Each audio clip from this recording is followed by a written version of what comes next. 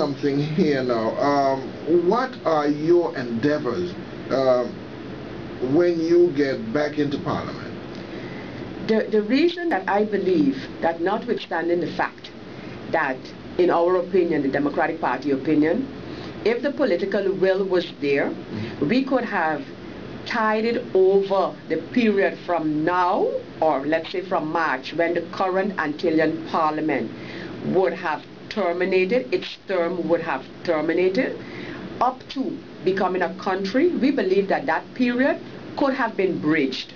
Rather than having 2 elections in 2010, we believe that, again, if the political will was there, that period could have been bridged and we could have all prepared together for the elections, which will be then for the new entities, in our case for Country St. Martin.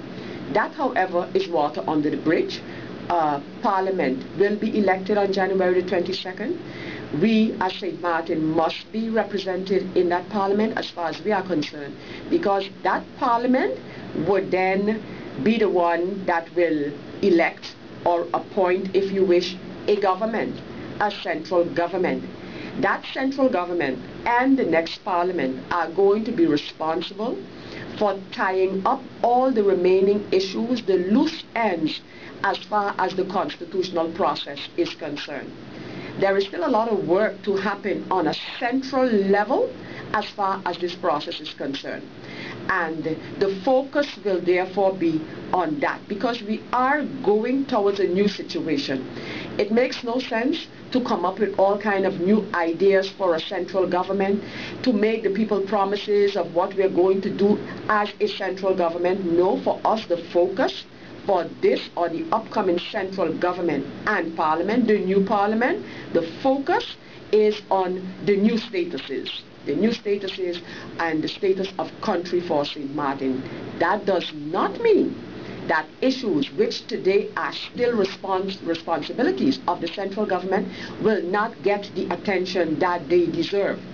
An area that has been seriously lacking in terms of getting attention from the current central government is the area of combating crime on St. Martin, without a doubt.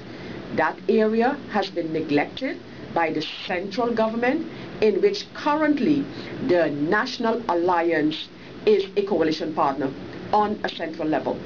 However, we must admit that in terms of attention for St. Martin from the central government, next to just hearing a lot of lofty words, that attention has not been up to par and has not been what should be expected of a central government. Understandably so from their perspective, because the central government realizes that they are actually in their last days. And so that has only become even worse, in my opinion, in terms of attention for St. Martin. So the focus will be on finalizing this constitutional process, but at the same time not neglecting the areas that are currently the responsibility of the central government. So quite recently the transfer of task has been has become law. What would be your priority tasks in order to be transferred as quickly as possible? Once you are in the Senate. In fact, that ordinance, that federal ordinance that was passed for the transfer of the different tasks, we should not be, I don't want to use the word fooled, but we should be cognizant of the fact that this transfer law, if we can call it that, only establishes the cadres within which the transfer is to take place. So with that law going into effect, no transfer has taken place, because in order for this to happen, the central government, and again I stress the central government, together with the local government, needs to decide what areas, how it will be transferred, and when it will be transferred. So that the rushing of that piece of legislation by the Parliament of the Netherlands Antilles is not what many expected and that was that by the effective date of that law, which was January